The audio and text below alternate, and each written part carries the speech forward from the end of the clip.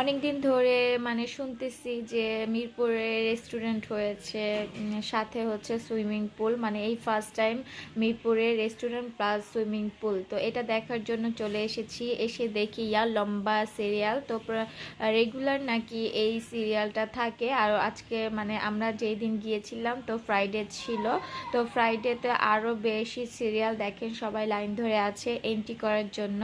তো এখানে এন্ট্রি করে তারপর হচ্ছে রেস্টুরেন্টে যেতে হবে। তো এন্ট্রি ফি ছিল 200 করে। তো আমরা চলে আসলাম।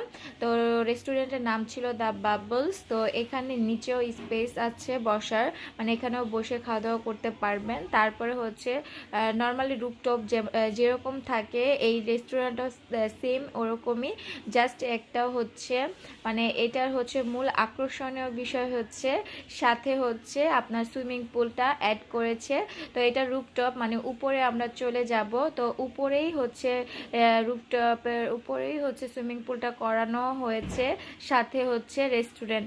তো আপনারা খেতে খেতে এই সুইমিং পুলের ভিউটা এনজয় করতে পারবেন। এই তো তো সবার কাছে কেমন লেগেছে কমেন্ট করে জানাবেন।